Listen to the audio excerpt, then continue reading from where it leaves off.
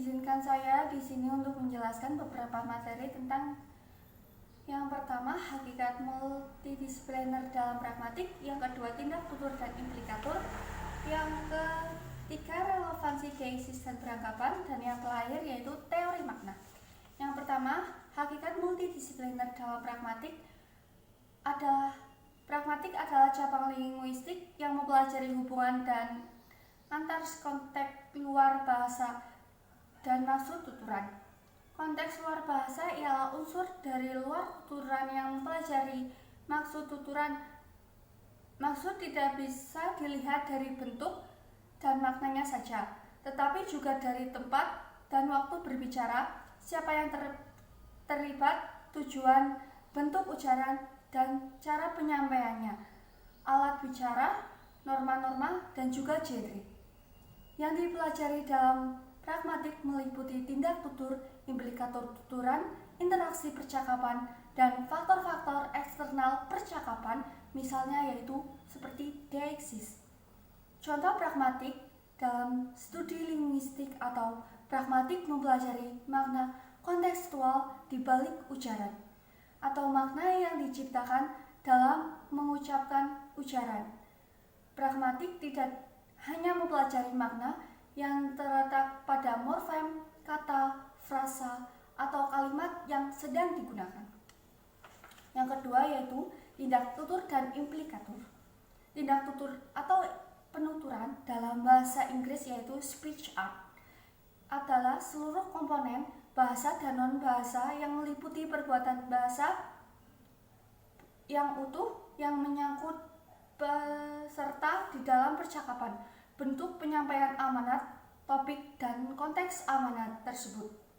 Istilah ini dicantumkan oleh Austin, yaitu meliputi teori tentang 3 tingkat pertuturan, yaitu lokasi, ilokasi, dan perlokusi. Sharsley 1969 selanjutnya membagi pertuturan ilokasi menjadi 5 kategori, yaitu asertif, direktif, komisif, ekspresif, dan deklaratif. Yang kedua, menurut Austin, dalam buku yang berjudul Speech Art and Essay in the Psychology of Language, ia membagi dalam 3 bentuk tuturan, salah duanya sebagai berikut. Yang pertama, tindak tutur lokusioner, merupakan tindak tutur mengatakan suatu tujuan atau menyatakan sesuatu. Tuturan ini ditutur oleh peraturan untuk menginformasikan suatu hal tanpa adanya maksud tertentu. Contoh, kalimat rumahku bersih. Lokusioner kalimat tersebut menggunakan keadaan rumah yang dimiliki pendengarnya, yaitu keadaan yang bersih sekali. Yang kedua, tindak tutur ilokusioner, yaitu tindak yang terkandung dalam suatu tuturan yang memiliki maksud tertentu atau menginformasikan suatu hal tanpa adanya maksud tertentu. Contohnya, rumahnya bersih. Dari sudut ilokusioner, upaya itu berfungsi untuk memiliki maksud dan tujuan memuji, dan bisa juga mengejek rumah tersebut kotor. Yang ketiga, implikator percakapan. Maksud yang terkandung di dalam suatu ucapan tersebut kurang atau tidak dinyatakan secara langsung. Istilahnya ini dicetuskan oleh Crash yang mengemukakan 4 maksim atau prinsip kerjasama atau co-private principles yang ditaati oleh peserta pertuturan dalam ucapan melancarkan jelasnya proses komunikasi. Keempat maksim tersebut adalah kuantitas, kualitas, relevansi, dan cara atau manner. Maksim adalah suatu prinsip yang harus dipahami oleh kedua belah pihak, penutur dan pendengar, saat berkomunikasi supaya komunikasi dapat berjalan dengan baik. Contohnya, Jeffrey adalah seorang orang Medan sehingga wataknya keras. Implikatur tuturan tersebut adalah watak keras Jeffrey yang memiliki ciri khas dia orang Medan. Jika Jeffrey bukan orang Medan yang dominan suku Batak, tentu saja tuturan tersebut tidak berimplikasi bahwa watak keras Jeffrey karena ia orang Medan. Implikatur dibagi menjadi dua, yaitu implikatur konvensional dan implikatur non-konvensional. Implikatur konvensional yaitu seperti implikatur yang diperoleh langsung dari makna kata dan bukan dari prinsip percakapan.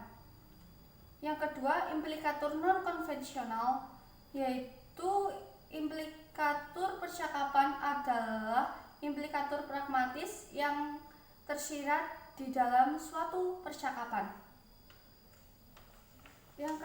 Materi ketiga yaitu relevansi, deiksis, dan peranggapan. Teori relevansi adalah sebuah teori kognisi yang memiliki dasar pemikiran bahwa komunikasi merupakan sebuah proses memperluas keamanan lingkungan kognitif antara penutur dan mitra penutur. Teori relevansi merupakan kajian pragmatik yang mengharuskan adanya kesesuaian antar pertanyaan dan menjawab dalam sebuah komunikasi. Deiksis berasal dari bahasa Yunani yaitu deikos, yang berarti menunjukkan melalui bahasa. Menurut Galison dan D. Costen, deiksis adalah kelas kata yang tidak dapat didefinisikan hanya dengan mengacu pada konteks atau situasi, yang tidak dapat didefinisikan hanya dengan mengacu pada konteks atau situasi, melainkan juga kepada pembicara dan juga pendengarnya. Contohnya pada kalimat "saya mencintai dia", informasinya dari kata ganti "saya" dan "dia" hanya dapat menelusuri dari konteks ujarannya saja. Jenis-jenis deiksis: yang pertama, deiksis persona. Yang kedua, deiksis tempat, yaitu memberikan lokasi kejadiannya. Yang ketiga, deiksis petunjuk pada kata itu dan ini.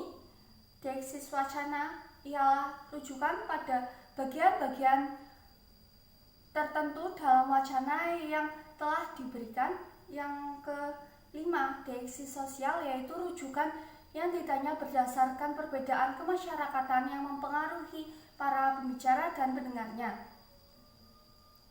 Yang selanjutnya adalah peranggapan atau presuposisi. Presuposisi adalah pengetahuan bersama yang dimiliki oleh penutur dan mitra penutur yang melatar belakangi sesuai tindak tutur. Kesamaan peranggapan akan memperlancar komunikasi, sedangkan perbedaan peranggapan akan menghambat komunikasi. Yang terakhir yaitu teori makna. Pendekatan relevansi adalah pendekatan yang objek kalimat kajiannya merupakan hubungan antara simbol dalam bahasa-bahasa, kalimat atau kalimat dan kata-kata, dan terbentuk dari intuisi. Pendekatan sosial yaitu pendekatan untuk mencerminkan pendekatan dan berorientasi pada aktivitas.